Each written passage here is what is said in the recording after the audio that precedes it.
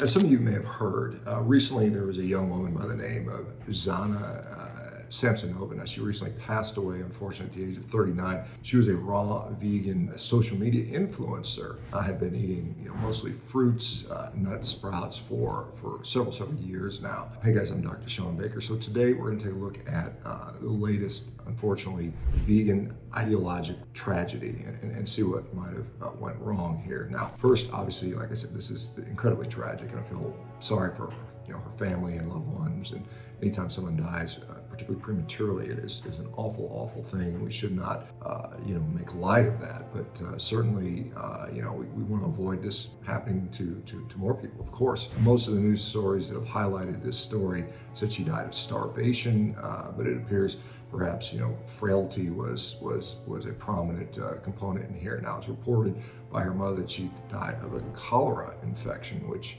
is something we don't hear much about these days, but apparently it is still. Let's look at the state that she was in. As a physician, I see someone that is extremely sarcopenic. She has almost no visible muscle on her, very little tone. She's posing in a manner that suggests she was kind of oblivious to how frail and how much she lacked that essential lean mass, the muscle mass. This was the sentiment, which was on her last Instagram, really suggests a degree of deep depression and mental illness. It's really quite sad.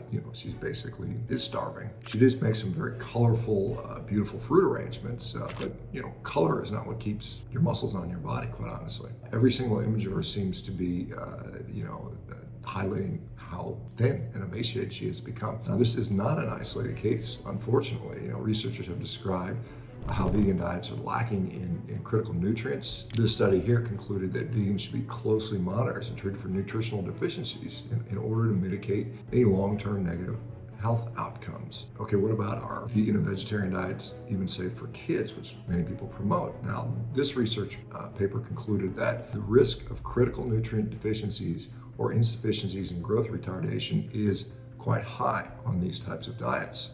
Animal-based foods can prevent these types of problems quite easily, in fact. The United States FAO even recommended that meat, eggs, and milk for the most vulnerable groups of people.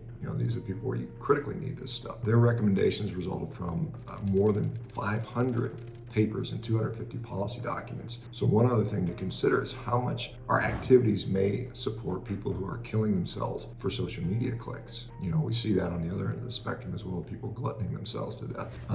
This person, Eugenia Cooney, has over 2 million followers on YouTube. She's clearly catering to very young girls, although viewers in her audience are trying to help her. This poor woman's condition makes it look impossible for her to do very much at all without injuring herself. She is basically cartoonishly emaciated. Okay, so it's just tragic to see what people do to themselves. And it really looks like being a fruitarian is almost indistinguishable from being anorexic. These are both, clearly eating disorders. Now, listen, make sure you guys, go ahead and get some meat in you. This could be life or death. A carnivore diet is, in my view, even better in many cases. But if you're just starving like this, just add some meat in. Goodness, you don't have to tell anyone about it if that makes you feel better about it. All right, everyone, thanks for hanging with me. Though I know these images can be very disturbing and sad. If you'd like to see a different vegan story, one with a much happier outcome, click over on this one here. Thanks, guys, for watching. We'll see you on the next video. Take care, guys.